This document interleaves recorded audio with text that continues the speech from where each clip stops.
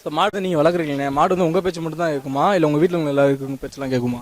மாடு வந்துட்டு பொம்பளை ஆளுக எல்லாருமே, நான் குடும்பத்தில் இருக்க எல்லாருமே அதுக்கு பராமரிப்பு பண்ணுறதுனால மாடு வளர்க்குறவங்க தான்ல எங்கள் குடும்பத்தாளுக யார் போனாலும் அது வந்துட்டு அவங்கள பாயறது கொள்கிற அந்த குணம்லாம் இல்லை இருக்காது. ஓரளவுக்கு நம்ம ஆளுக வந்தாலே இந்த இப்படி செருமுதில் இதை வந்துட்டு நாங்கள் செருக்கடிக்குன்னு சொல்லுவோம்.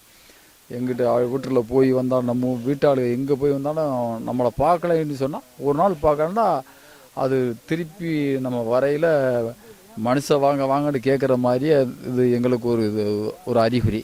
நாங்கள் வெளியில் ஊருக்கு போயிட்டு ஒரு நாள் 2 நாள் கழித்து வந்தோம்னாக்கா எங்களை செருக்கடித்து இது வரவேற்பு மாதிரி பண்ணுறோம். ஆனால் எங்கள் குடும்பத்தாளுகளை பூராமே நம்பி அது பாட்டுக்குள்ள பிடிச்சமாக பொம்பளை ஆளுகளோட பிடிச்சாலும் பின்னாடியே வந்துடும். இப்போ வெளியாளுங்க வந்து இப்போ நீங்கள் யாருமே இல்லை, வெளியாளுங்க வந்து மாடை அவுக்க ட்ரை பண்ணாங்க அப்படின்னா என்ன செய்யும்? இந்த மாதிரி மாடு வெளி ஆளுக வந்து ட்ரை பண்ணாக்க செருக்கடிக்க ஆரம்பிச்சிடும், கால் வாரிட்டு மண்ணை குத்தும். அப்போ என்ன அவுட்ரு ஆளுக சும்மா நைட்டில் கிராஸ் பண்ணாலும் கூட இந்த மாடு வந்துட்டு இப்படி செருக்கடிக்கும்.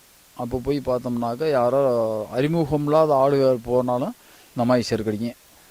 அந்த ஒரு வித்தியாசம் தெரியும். அந்த செருக்கடிக்கிறதுல நம்மளை பார்த்துட்டு செருக்கடிக்கிறதுக்கும் அறிமுகம் இல்லாத ஆளுக கிராஸ் பண்ணி போகிறத பார்த்துட்டு அதுக்கு தனியாக ஒரு சவுண்டு வரும். அதை போய் பார்த்துட்டோமாக்க சரி இந்த வெள்ளை யாரோ தெரியாத ஆளுக வந்திருக்காங்க. அப்போ வந்துட்டு நாங்கள் நைட்டில் படுத்து கிடந்தாலும் எந்திரிச்சு வந்து பார்ப்போம், எப்போ யார் இங்கிட்டு வரதுன்னு கண்டுபிடிச்சிவிடுவோம். சரி, இப்போ உங்கள் மாடு எத்தனை ஜல்லிக்கட்டில் பார்ட்டிசிபேட் பண்ணியிருக்குண்ணா? பரிசு வாங்கியிருக்கு. எத்தனை இப்போ ஜல்லிக்கட்டில் கலந்துருக்கு? இது ஒரு 50 ஜல்லிக்கட்டுக்கு மேலே இருக்கும். நாங்கள் கொண்டு போயிருக்கோம் 50 ஜல்லிக்கட்டுக்கு மேலே. அதில் எத்தனை இதில் பார்ட்டிசிபேட் இது ப்ரைஸ் வாங்கியிருக்கு? எல்லா இதுலையுமே பிரைஸ் வாங்கியிருக்கு. 50 ஜல்லிக்கட்டுமே ப்ரைஸ் வாங்கியிருக்கு. டிவி, கட்லு, கிரைண்டரு, தங்க காசு, சைக்கிளு, இப்படி எல்லாத்துலேயுமே பரிசு வாங்கியிருக்கு. சரி, நீங்கள் வந்து மாடு வளர்க்க மட்டும் தான் சரி, இல்லை நீங்களும் ஜல்லிக்கட்டில் பார்ட்டிசிபேட் பண்ணி கலந்துருக்கீங்களா? இப்போ பிடிக்கிற மாதிரி மாடு பிடிக்கிற மாதிரி நீங்கள் ஜல்லிக்கட்டு கலந்துருக்கீங்களா?